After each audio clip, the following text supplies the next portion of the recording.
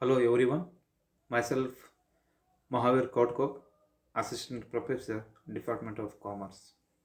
Today I would like to present on the subject Goods and Service Tax, the second unit, extent and definition of GST for become fifth semester. Here the title is the extent and definition of GST. The extent is nothing but the scope of GST. All of you know the GST is an indirect tax. The indirect tax where the person not directly paying the tax to the government. And it is a multi-stage. Multi-stage means the customer is not directly paying any tax to the government, but they are paying the tax through the channel of distribution. That is, the customer is paying the tax to the retailers is paying the tax to the wholesaler is paying the tax to the manufacturers, and the manufacturer is paying the tax to the government. That should be called as multi stage ಅಂತ ಕರೀತೀವಿ. Multi ಸ್ಟೇಜಲ್ಲಿ ಗ್ರಾಹಕರು ಏನು ಮಾಡ್ತಾರೆ, ರಿಟೇಲರ್ಸ್ಗೆ ಚಿಲ್ಲರೆ ವ್ಯಾಪಾರಿಗಳು, ಚಿಲ್ಲರೆ ವ್ಯಾಪಾರದಿಂದ ಹೋಲ್ಸೇಲರ್ಗೆ ದ ಮ್ಯಾನುಫ್ಯಾಕ್ಚರರ್ಸ್ ಅಂದರೆ ಉತ್ಪಾದಕರು ಏನು ಮಾಡ್ತಾರೆ ಅಂದರೆ ಗೌರ್ಮೆಂಟ್ಗೆ ತೆರಿಗೆಯನ್ನು ಕಟ್ತಿರ್ತಾರೆ. Then it is the destination based ಅಂದರೆ ಏನು? Here where it is a point where the supply of goods or services to be reached. The particular that the state government has to pay the has to impose the tax. ಅಂದರೆ ನಾವು ಯಾವಾಗ ಒಂದು ವಸ್ತುಗಳನ್ನು ಅಥವಾ ಒಂದು ಸೇವೆಗಳನ್ನು ಮತ್ತೊಂದು ಪ್ರದೇಶಕ್ಕೆ ಪೂರೈಕೆ ಮಾಡ್ತೀವಿ, ಆ ಪ್ರದೇಶ ಯಾವ ರಾಜ್ಯದಲ್ಲಿರುತ್ತಲ್ಲ ಆ ರಾಜ್ಯದವರು ಏನು ಮಾಡಬೇಕಾಗುತ್ತೆ, ಟ್ಯಾಕ್ಸನ್ನು ಇಂಪೋಸ್ ಮಾಡಬೇಕಾಗುತ್ತೆ. That is the destination based ಅಂತ ಕರಿತೀವಿ. Then this act is extends to all the states and union territories of India including Jammu and Kashmir. All of you know here the GST, it is modified uniform tax. It is simple tax. It should be applicable all the states, all the union territories, and even though the Jammu Kashmir is to be come under the scope of the GST. ಅಂದರೆ ಎಲ್ಲ ರಾಜ್ಯಗಳಿಗೆ, ಆಮೇಲೆ ಎಲ್ಲ ಕೇಂದ್ರಾಡಳಿತ ಪ್ರದೇಶಗಳು, ಜಮ್ಮು ಕಾಶ್ಮೀರ ಕೂಡ ಇದರ ವ್ಯಾಪ್ತಿಗೆ ಬರುತ್ತೆ. The taxable event of GST is supply of goods or services or both. Taxable event ಅಂದರೆ ಏನು ಅಂದರೆ ಯಾವ ವೇಳೆಯಲ್ಲಿ ಯಾವ ಸಮಯದಲ್ಲಿ ನಾವು ತೆರಿಗೆಯನ್ನು ವಿಧಿಸಬೇಕು. ಯಾವಾಗ ಒಂದು ವಸ್ತು ಅಥವಾ ಸೇವೆಗಳನ್ನು ನಾವು ಪೂರೈಕೆ ಮಾಡ್ತೀವಿ ಅದನ್ನೇ ನಾವು ಎಂತ ಕರಿಬೇಕಾಗುತ್ತೆ, ಟ್ಯಾಕ್ಸೇಬಲ್ ಇವೆಂಟ್ ಅಂತೇಳಿ ಕರಿಬೇಕಾಗುತ್ತೆ. The supply may be intrastate or interstate. ಅಂದರೆ ಪೂರೈಕೆ ಅದೇ ರಾಜ್ಯದಲ್ಲಿರಬಹುದು ಅಥವಾ ರಾಜ್ಯಗಳ ಮಧ್ಯೆ ಇರಬಹುದು. There are two types of the supply. One is to be intrastate, another one is interstate. Here comes to the next one, the GST, the scope of GST. Already I told here, there are two types. One is intrastate supply, second one is interstate supply. Intrastate andre enu? Here the intrastate, the supply of goods or services are both within the state. ಅಂದರೆ ಅದೇ ರಾಜ್ಯದಲ್ಲಿ ನಾವು ಸರಕುಗಳನ್ನು ಸೇವೆಗಳನ್ನು ಏನು ಮಾಡಬೇಕಾಗುತ್ತೆ, ಇಲ್ಲಿ ಪೂರೈಕೆ ಮಾಡ್ತೀವಿ. ಅದಕ್ಕೆ ನಾವೇನಂತ ಕರಿತೀವಿ, ಇಂಟ್ರಾ ಸ್ಟೇಟ್ ಅಂತ ಕರಿತೀವಿ. ಇಲ್ಲಿ the location of the supplier and the location of the customer is to belongs to same state. ಅಂದರೆ ಇಲ್ಲಿ ಪೂರೈಕೆದಾರರು ಹಾಗೂ ಗ್ರಾಹಕರು ಒಂದೇ ರಾಜ್ಯದವರಾಗಿರುತ್ತಾರೆ. ಅದೇ ರಾಜ್ಯದಲ್ಲಿ ನಾವು ವಸ್ತುಗಳನ್ನು ಅಥವಾ ಸೇವೆಗಳನ್ನು ಪೂರೈಕೆ ಮಾಡ್ತೀವಿ. ಇಂಟ್ರಸ್ಟೇಟ್ ಅಂದರೆ ಏನು? The supply of goods or services R both between two different states, between two different union territories, between one state and union territories. ಅಂದರೆ ಇಂಟ್ರಸ್ಟೇಟ್ ಸಪ್ಲೈ ಅಂದರೆ ಏನು, ಯಾವಾಗ ಕರಿತೀವಿ ಅಂದರೆ when the supply of goods from one state to another state. ಯಾವಾಗ ಒಂದು ರಾಜ್ಯದಿಂದ ಮತ್ತೊಂದು ರಾಜ್ಯಕ್ಕೆ ವಸ್ತುಗಳನ್ನ ಪೂರೈಕೆ ಮಾಡಿದ್ವಿ ಅಂದರೆ, ಅಥವಾ ಒಂದು ಕೇಂದ್ರಾಡಳಿತ ಪ್ರದೇಶಗಳಿಂದ ಮತ್ತೊಂದು ಕೇಂದ್ರಾಡಳಿತ ಪ್ರದೇಶಕ್ಕೆ ವಸ್ತುಗಳನ್ನು ಪೂರೈಕೆ ಮಾಡಿದ್ವಿ ಅಂದರೆ, ಅಥವಾ ಒಂದು ರಾಜ್ಯದಿಂದ ಮತ್ತೊಂದು ಕೇಂದ್ರಾಡಳಿತ ಪ್ರದೇಶಕ್ಕೆ ಏನಾದರೂ ವಸ್ತುಗಳು ಅಥವಾ ಸೇವೆಗಳನ್ನು ಪೂರೈಕೆ ಮಾಡಿದ್ವಿ ಅಂದರೆ ಅದಕ್ಕೆ ನಾವೇನಂತ ಕರಿತೀವಿ, ಇಂಟ್ರಸ್ಟೇಟ್ ಸಪ್ಲೈ ಅಂತೇಳಿ ಕರಿತೀವಿ. ಇಂಟ್ರಾಸ್ಟೇಟ್ ಅಂತ ಬಂದಾಗ ಇಲ್ಲಿ ನೋಡ್ರಿ, CGST or SGST or UTGST applicable ಆಗುತ್ತೆ. Comes to the Central Goods and Service Tax, that is CGST. It is governed by CGST Act 2017. CGST Act, CGST Tax, CGST Act 2017 ವ್ಯಾಪ್ತಿಯಲ್ಲಿ ಬರುತ್ತೆ. ಆ್ಯಂಡ್ CGST ಅಂದ್ರೆ ಏನು? Central goods and service tax. ಇದನ್ನು ಯಾರು impose ಮಾಡಬೇಕಾಗುತ್ತೆ? The central government is imposed the CGST. CGSTನ ಯಾರು impose ಮಾಡಬೇಕಾಗುತ್ತೆ ಅಂದರೆ ಸೆಂಟ್ರಲ್ ಗೌರ್ಮೆಂಟ್ದವರು ಮಾಡಬೇಕಾಗುತ್ತೆ. And here the tax is charged and collected by central government only. ಕೇಂದ್ರ ಸರ್ಕಾರದವ್ರು ಏನು ಮಾಡಬೇಕಾಗುತ್ತೆ, ಯಾವಾಗ ವಸ್ತುಗಳ ಪೂರೈಕೆಗಳು ಅದೇ ರಾಜ್ಯದಲ್ಲಿ ಆಗ್ತಿತ್ತು ಅಂದರೆ ಅದ್ರ ಮೇಲೆ CGSTಯನ್ನು ಹಾಕಬೇಕಾಗುತ್ತೆ. ಅದೇ ರೀತಿಯಾಗಿ CGST the rate should not be exceed 20%. 20%ಕ್ಕಿಂತ ಜಾಸ್ತಿ ಇರೋದಿಲ್ಲ. That is the CGST. The next one is the SGST. SGST act 2017 ವ್ಯಾಪ್ತಿಗೆ ಒಳಪಡುತ್ತದೆ. The state government having the supreme power to impose the SGST. ಇಲ್ಲಿ ಅದೇ ರಾಜ್ಯ ಸರ್ಕಾರದವ್ರು ಏನು ಮಾಡಬೇಕಾಗುತ್ತೆ, SGSTಯನ್ನು ಇಂಪೋಸ್ ಮಾಡಬೇಕಾಗುತ್ತೆ. And it is charged and collected by state government only. SGSTಯನ್ನು ಯಾರು ಚಾರ್ಜ್ ಮಾಡ್ತಾರ? ಇದು ಸ್ಟೇಟ್ ಗೌರ್ಮೆಂಟ್ದವರು. ಅದನ್ನು ಕಲೆಕ್ಟ್ ಕೂಡ ಮಾಡುವಂಥ ಅಧಿಕಾರ ಯಾರಿಗಿರುತ್ತೆ? ಅದೇ ರಾಜ್ಯ ಸರ್ಕಾರದವರಿಗೆ. Then UTGST, it is only belongs to union territories. SGST ಎಲ್ಲ ರಾಜ್ಯಗಳಿಗೆ ಅಪ್ಲೈ ಆಗುತ್ತೆ. UTGST ಕೇಂದ್ರಾಡಳಿತ ಪ್ರದೇಶಗಳಿಗೆ ಮಾತ್ರ ಅಪ್ಲಿಕೇಬಲ್ ಆಗುತ್ತೆ. One question here, CGST and SGST at a time applicable ಆಗೋದಿಲ್ಲ. Keep in mind. Suppose if the CGST is not to be applicable on the goods, even though it is intrastate supply, then you have to apply SGST. SGST ಯಾವಾಗ apply ಆಗುತ್ತೆ ಅಂದರೆ, ಯಾವ ವಸ್ತುಗಳ ಮೇಲೆ CGST apply ಆಗೋದಿಲ್ಲಲ್ಲ ಅದ್ರ ಮೇಲೆ ನಾವೇನು ಹಾಕ್ತೀವಿ, SGSTಯನ್ನು ಹಾಕಬೇಕಾಗುತ್ತೆ, ಅಥವಾ UTGSTಯನ್ನು ನಾವು ಇಂಪೋಸ್ ಮಾಡಬೇಕಾಗುತ್ತೆ. That is the intrastate. Then comes to the interstate. Interstate ಅಂತ ಬಂದಾಗ ಇಲ್ಲಿ ಒಂದು ಎಕ್ಸೆಪ್ಷನ್ ಅದ. ಇಂಟ್ರಾಸ್ಟೇಟಲ್ಲಿ supply of goods or services R both to SEZ or SEZ developer situated within the same state would not be intrastate supply.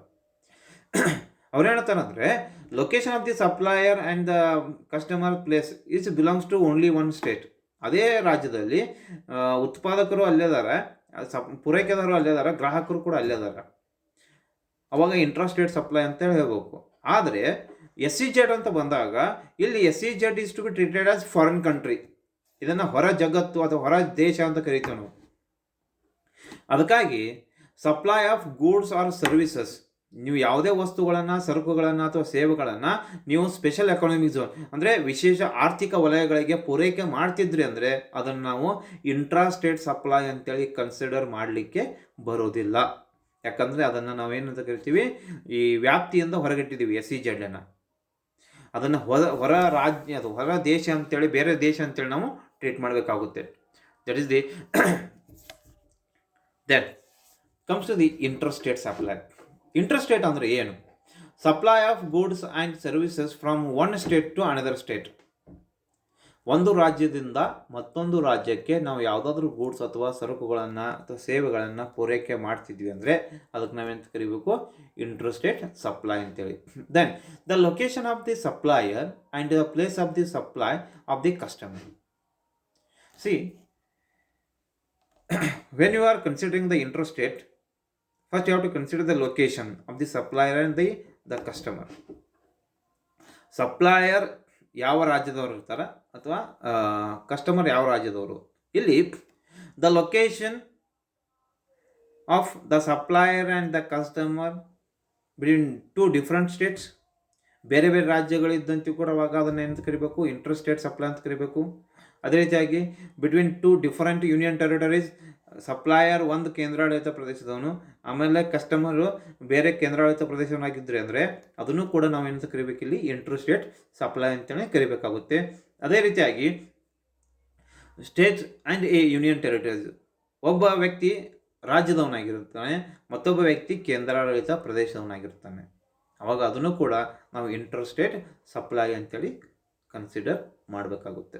Then the interstate supply attract IGST, integrated goods and service tax ಅಂತ ಕರಿತೀವಿ.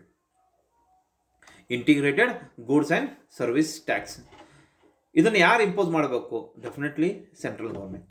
The central government having the powers to impose and collect the IGST, and a proportionate amount is to be distributed to the every state government. ಈಗ IGST ಏನಾಗುತ್ತೆ ಅಂದರೆ IGSTನ collect ಮಾಡೋ ಅಧಿಕಾರ ಯಾರಿರುತ್ತೆ? Central ಗೌರ್ಮೆಂಟ್ದವ್ರಿಗೆ. ಅದಾದ ನಂತರ last ಅವ್ರು ಏನು ಮಾಡ್ತಾರೆ ಅಂದರೆ ಇದ್ದಂಥ ಏನು IGSTಯಿಂದ ಏನು ಬಂದಿರ್ತದಲ್ಲ ಅದರಲ್ಲಿ ಪ್ರತಿಶತ 50% ಅವ್ರು ಯಾರಿಗೆ ಕೊಡ್ತಾರೆ? ಸ್ಟೇಟ್ ಗೌರ್ಮೆಂಟ್ಗೆ ಕೊಡ್ತಿರ್ತಾರೆ. That is the interstate supply, that is IGST. The interstate supply attract IGST. IGST is nothing but integrated goods and service tax. Then comes to the next concept, the definitions. Under the GST Act, there are some important terms which we used. As per the section 2, some of the important terms is to be used, and the section 2 is to be defined some important terms. ಇಲ್ಲಿ section 2 ಕೆಲವೊಂದು important ಟರ್ಮ್ಸನ್ನು define ಮಾಡಿದ. ಅದರಲ್ಲಿ first one ಯಾವುದು ಅಂದರೆ actionable claim. ಆ್ಯಕ್ಷನೇಬಲ್ claim ಅಂದರೆ ಏನು ಅಂದರೆ as per the transfer of property act 1882 section 3 defines actionable claim means a claim to any debt other than debt secured by mortgage of immovable property or by hypothecation or pledge of movable property to any beneficial interest in movable property not in the possession, either actual or constructive, of the claimant, which the civil courts recognize as affording grounds for relief, whether such debt or beneficial interest be existent, accruing, conditional or contingent. See, actionable claim, transfer of property act 1882 ಏನು ಹೇಳುತ್ತೆ ಅಂದರೆ actionable claim ಅಂದರೆ ಏನು? A claim to any debt ಅಂದರೆ ನೀವು ಕೊಟ್ಟಂಥ ಸಾಲವನ್ನು ಮರುಪಾವತಿ ಮಾಡ್ಕೊಳ್ಳಿಕ್ಕೆ ನಿಮಗೆ ಅಧಿಕಾರ ಅದ. ಎದರ ಮುಖಾಂತರ ಮಾಡ್ಕೊಳ್ಬೇಕು? On the civil ground through court. ನೀವು ಕೊಟ್ಟಂಥ ಎಲ್ಲ ಸಾಲವನ್ನು ಮರುಪಾವತಿ ಮಾಡ್ಕೊಳ್ಳಿಕ್ಕೆ ಆಗೋದಿಲ್ಲ. ಕೆಲವೊಂದು ಸಾಲಗಳನ್ನು ನೀವು ಆ್ಯಕ್ಷನೇಬಲ್ ಕ್ಲೇಮ್ ಅಂತ ಟ್ರೀಟ್ ಮಾಡಲಿಕ್ಕೆ ಆಗೋದಿಲ್ಲ. ಯಾವುದು ಅಂದರೆ ನೀವು ಕೊಟ್ಟಂಥ ಸಾಲಕ್ಕೆ ಅವರು ಏನಾದರೂ ಮಾರ್ಟ್ಗೇಜ್ ಅಥವಾ ಸೆಕ್ಯೂರಿಟಿ ಕೊಟ್ಟಿರ್ತಾರೆ, ಕೋರ್ಟ್ ಥ್ರೂ ಮಾರ್ಟ್ಗೇಜ್ ಮಾಡಿರ್ತಾರೆ, ಇಮ್ಮೊಬಲ್ ಪ್ರಾಪರ್ಟಿಯನ್ನು ನಿಮ್ಮ ಹೆಸರಿಗೆ ಹಸ್ತಾಂತರ ಮಾಡಿರ್ತಾರೆ. ಆ ರೀತಿಯಾದಂಥ ಕೇಸಸ್ ಇತ್ತು ಅಂದರೆ ನಿಮಗೆ ಆ್ಯಕ್ಷನೇಬಲ್ ಕ್ಲೇಮನ್ನು ಮಾಡಲಿಕ್ಕೆ ಆಗೋದಿಲ್ಲ. ಓನ್ಲಿ ಅನ್ಸೆಕ್ಯೂರ್ಡ್ ಡೆಟ್ ಮೇಲೆ ಮಾತ್ರ ನೀವೇನು ಮಾಡಬೇಕಾಗುತ್ತೆ? ಇಲ್ಲಿ ಆ್ಯಕ್ಷನೇಬಲ್ ಕ್ಲೇಮನ್ನು ಮಾಡ್ಕೋಬಹುದು. ಇಲ್ಲಿ ನೋಡ್ರಿ, in simple words, a claim in which amount is recoverable. ನೀವು ಕ್ಲೇಮ್ ಮಾಡಿ ಅಮೌಂಟನ್ನು ರಿಕವರ್ ಮಾಡ್ಕೊಳ್ಬಹುದು with the help of law on civil grounds. Through high court ಇರ್ಬೋದು ಅಥವಾ ಬೇರೆ ಬೇರೆ ರೀತಿಯಾದಂಥ ಕೋರ್ಟ್ ಮುಖಾಂತರ ನೀವು ಕೊಟ್ಟಂಥ ಡೆಟ್ಗೆ ಅಮೌಂಟನ್ನು ರಿಕವರ್ ಮಾಡ್ಕೊಳ್ಬಹುದು. It is a claim to an unsecured ಡೆಪ್ಟ್. ಸಿ, ಇದು ಪ್ಯೂರ್ಲಿ ಏನಾಗಿರಬೇಕು ಅಂದರೆ ಅನ್ಸೆಕ್ಯೂರ್ಡ್ ಡೆಟ್ ಅಂದರೆ ನೀವು ಕೊಟ್ಟಂಥ ಸಾಲಕ್ಕೆ ಅವರು ಯಾವುದೇ ರೀತಿಯಾದಂಥ ಸೆಕ್ಯೂರಿಟಿ ಕೊಟ್ಟಿರಬಾರ್ದು. And claim any beneficial interest in movable property. ಅಂದರೆ ನೀವು ಬೆನಿಫಿಷಿಯಲ್ ಇಂಟ್ರೆಸ್ಟ್ಗೆ ಅಂದರೆ ಮ್ಯೂವಬಲ್ ಪ್ರಾಪರ್ಟಿ ಮೇಲೆ ಬೆನಿಫಿಷಿಯಲ್ ಇಂಟ್ರೆಸ್ಟನ್ನು ಕೂಡ ನೀವು ಹಾಕ್ಬೋದು. Then what are the examples? Lottery tickets, fixed deposit receipt, fixed deposit ಮಾಡಿರ್ತೀರಿ. Negotiable instrument like bill of exchange and promissory notes, ನಿಮ್ಮದು bill of exchange ಇರ್ಬೋದು, ಪ್ರಾಮಿಸರಿ ನೋಟ್ಸ್ ಇರ್ಬೋದು. ಅದೇ ರೀತಿಯಾಗಿ claims for arrears of rent, ನೀವು ಮನೆ ಬಾಡಿಗೆ ಕೊಟ್ಟಿರ್ತೀರಿ, ಅದು ಇನ್ನೂ ಅರಿಯರ್ ಉಳಿದದ, ಅದನ್ನು ಕೂಡ ನೀವು ಕೂಡ ಏನು ಮಾಡ್ಬೋದು ಇಲ್ಲಿ ಕ್ಲೇಮ್ ಮಾಡ್ಕೋಬಹುದು. ಕ್ಲೇಮ್ ಆಫ್ ಇನ್ಶೂರೆನ್ಸನ್ನು ಕೂಡ ಕ್ಲೇಮ್ ಮಾಡ್ಕೊಳ್ಬೋದು. ಅದೇ ರೀತಿಯಾಗಿ ಡಿವಿಡೆಂಡ್ ಆನ್ ಶೇರ್ಸ್, ಏನಾದರೂ ಡಿವಿಡೆಂಡ್ ಇತ್ತು ಅಂದರೆ ಅದನ್ನು ಕೂಡ ನೀವು ಕ್ಲೇಮ್ ಮಾಡ್ಕೊಳ್ಬೋದು. These are the different examples of actionable claim. Once again ನಾವು repeat here: lottery tickets, fixed deposit receipts, negotiable instruments, then claim for arrears of rent, claim of insurance, then dividend of on shares. Then some of the examples, illustration on actionable claim. ಇಲ್ಲಿ ಎರಡು cases ಅದ. Mister Akash borrows ₹8,000 from mister Ram by pledging his motorcycle. ಅವನು ಮೋಟರ್ ಸೈಕಲನ್ನು ಅಡ ಇಟ್ಟು ₹8,000 ತೊಗೊಂಡಿದ್ದಾನೆ. ಯಾರು? ಆಕಾಶ್. ಯಾರ ಹತ್ರ? ರಾಮ್ ಹತ್ರ. ಅವಾಗ ರಾಮ ಆ್ಯಕ್ಷನಬಲ್ ಕ್ಲೇಮನ್ನು ಮಾಡಲಿಕ್ಕೆ ಆಗುತ್ತಾ ಅಥವಾ ಇಲ್ಲೋ? ಇಲ್ಲಿ ಬರೋದಿಲ್ಲ. ಯಾಕೆಂದರೆ mister Ram cannot claim it as actionable claim because debt is not unsecured debt. ಯಾಕಂದರೆ ₹8,000 ಇದೇನು ಆಕಾಶ್ ನಿಮ್ಮ ಕಡೆ ಸಾಲವನ್ನು ತೊಗೊಂಡಿದ್ದಾನೆ. ಆ ಸಾಲಕ್ಕೆ ಪ್ರತಿಯಾಗಿ ಅವನು ಅಡ ಏನಿಟ್ಟಿದ್ದಾನೆ? ಮೋಟರ್ ಸೈಕಲನ್ನು. ಅದಕ್ಕಾಗಿ ಇಲ್ಲಿ ಅದೇನಾಗಿರುತ್ತೆ? ಸೆಕ್ಯೂರ್ ಡೆಟ್ ಆಗಿರುತ್ತೆ. ಅದಕ್ಕಾಗಿ ನಿಮಗೆ ಆ್ಯಕ್ಷನಬಲ್ ಕ್ಲೇಮನ್ನು ಮಾಡಲಿಕ್ಕೆ ಆಗೋದಿಲ್ಲ. Then second one, mister Santosh owes ₹20,000 from mister Sandeep without any security. ನಿಮ್ಮ ಮಿಸ್ಟರ್ ಸಂದೀಪ್ನವನ ಹತ್ರ ಸಂತೋಷ್ ಏನು ಮಾಡಿದಾನೆ? ₹20,000 ತೊಗೊಂಡಿದ್ದಾನೆ. ವಿದೌಟ್ ಎನಿ ಸೆಕ್ಯೂರಿಟಿ, ಯಾವುದೇ ರೀತಿಯಾದಂಥ ಸೆಕ್ಯೂರಿಟಿ ಇಲ್ಲ. ಅವಾಗ ಇದನ್ನು ನಾವೇನು ಕರಿಬೇಕಾಗುತ್ತೆ? ₹20,000 ಅನ್ಸೆಕ್ಯೂರ್ಡ್ ಡೆಟ್ ಅಂತೇಳಿ ಟ್ರೀಟ್ ಮಾಡಬೇಕಾಗುತ್ತೆ. ಇದ್ರ ಮೇಲೆ ಮಿಸ್ಟರ್ ಸಂದೀಪ್ ಅನ್ನೋನು ಏನು ಮಾಡ್ಬೋದು? ಆ್ಯಕ್ಷನೇಬಲ್ ಕ್ಲೇಮ್ ಮಾಡ್ಕೊಳ್ಬೋದು. ಯಾಕಂದರೆ ಇದು ₹20,000 ಏನದ? ಅನ್ಸೆಕ್ಯೂರ್ಡ್ ಡೆಟ್ ಅದ. ಅನ್ಸೆಕ್ಯೂರ್ಡ್ ಡೆಟ್ ಇದ್ದಾಗ ಮಾತ್ರ ನಾವೇನು ಮಾಡ್ಬೋದು? ಆ್ಯಕ್ಷನೇಬಲ್ ಕ್ಲೇಮನ್ನು ಮಾಡ್ಕೊಳ್ಳೋಕ್ಕೆ ಸಾಧ್ಯ ಆಗ್ತದೆ. This is the actionable claim. Keep in mind, actionable claim ಅಂದರೆ ಏನು? ಎದ್ರ ಮೇಲೆ ನಾವು ಕ್ಲೇಮ್ ಮಾಡ್ಕೊಳ್ಬೋದು? ಸಾಲವನ್ನು ಮರುಪಾವತಿ ಮಾಡ್ಕೊಳ್ಳೋಂಥ ಅಧಿಕಾರ ನಾವು ಯಾವಾಗ ಪಡ್ಕೊಳ್ಬೋದು ಅಂದರೆ ಥ್ರೂ ಕೋರ್ಟ್ ಮುಖಾಂತರ. ಯಾವಾಗ ನೀವು ಯಾವುದೇ ಒಂದು ಸಾಲವನ್ನು ಯಾವುದೇ ರೀತಿಯಾದಂಥ ಸೆಕ್ಯೂರಿಟಿ ಇಲ್ಲದೆ, ಅಡವೆ ಪತ್ರಗಳಿಲ್ಲದೆ ಕೊಟ್ಟಿದ್ರಿ ಅಂದರೆ ಆವಾಗ ಮಾತ್ರ ನಿಮಗೆ ಆ್ಯಕ್ಷನೇಬಲ್ ಕ್ಲೇಮನ್ನು ಮಾಡಲಿಕ್ಕೆ ಸಾಧ್ಯ ಆಗುತ್ತೆ. This is the definition of actionable claim with examples. Thank you.